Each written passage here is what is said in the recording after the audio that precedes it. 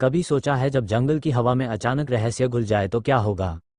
जब ढोल की थाप रात की खामोशी को चीरते हुए गूंजे तो क्या होगा? और जब इंसान अपने ही बनाए नियमों से टकराए तो क्या होगा? यही है कांतारा की असली कहानी। एक ऐसी कहानी जिसने लोगों के दिल और आत्मा दोनों को हिला दिया। पैंडेमिक के बाद जो है ना, मुझे एक फिल्म ऐसी बताइए जो अच्छी कंटेंट ड्रिवन फिल्म हो, जो रिलीज हुई हो और हिट ना हुई हो।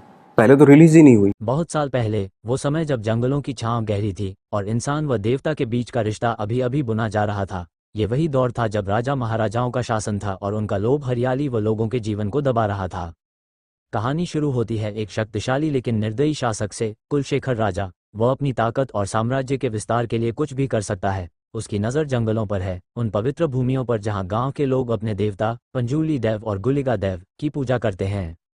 गांव वाले मानते हैं कि ये देवता उनके रक्षक हैं। उनका विश्वास है कि जो भी जंगल या उनके पवित्र स्थल को नुकसान पहुंचाएगा, देवता उसका नाश करेंगे। लेकिन राजा इन मान्यताओं को अंधविश्वास समझता है। वह जंगल को हथियाने और लोगों को गुलाम बनाने का आदेश देता है। इसी दौर में एक युवा उभरता है, नायक ऋषभ शेट्टी। शुरुआत में वह एक सामान्य योद्धा है जो शौर्य और बल में तो अद्वितीय है, लेकिन देवताओं और उनकी परंपराओं से दूर रहता है। उसे लगता है कि इंसान की ताकत ही सबसे बड़ी शक्ति है।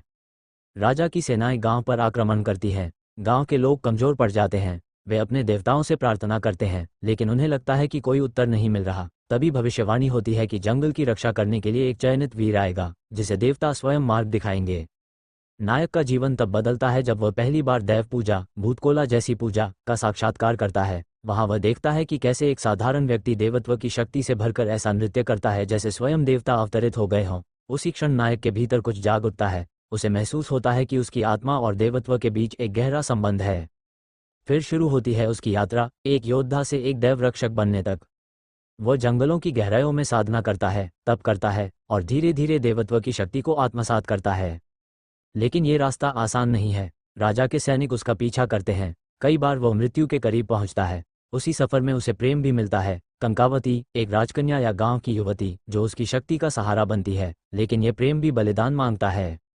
कहानी का क्लाइमैक्स तब आता है जब राजा अपनी पूरी सेना के साथ पवित्र भूमि पर आक्रमण करता है। मंदिरों को तोड़ दिया जाता है, गांव जलने लगता है, लोग निराश हो जाते हैं। तभी नायक अंतिम बार देवताओं को पुकारता है। उस क्षण उसका शरीर जैसे देव की आत्मा से भर उठता है। उसका नृत्य, उसका गर्जन, उसकी शक्ति किसी इंसान जैसी नहीं रहती। वो त्रिशूल और अग्नि के साथ शत्रुओं पर टूट पड़ता है। लड़ाई भीषण होती है, खून, चीखें, युद्ध के नगाड़े और बीच में गूंजते हैं देव के मंत्र। आखिरकार नायक राजा को परास्त करता है, लेकिन ये जीत साधारण नहीं होती, यह एक बलिदान होती है। नायक देवत्व में लीन हो जाता है। उसका शरीर मानवीय रूप से समाप्त हो जाता है, पर उसकी आत्मा देव के रूप में जंगल में अमर हो जाती है। यही वह क्षण है जब कथा बनती है। गांव के लोग घोषणा करते हैं, ये देवता हमारा सदा रक्षक रहेगा। जो भी जंगल और हमारी भूमि को छूने की कोशिश करेगा, उसे ये शक्ति मिटा देगी। फिल्म का अंत होता है एक रहस्यपूर्ण दृश्य से, रात का अंधेरा, जंगल की गहराई और एक धधकता अग्निदीप और बैकग्राउंड में वही आवाज। ये केवल रोशनी नहीं है, ये दृष्टि है।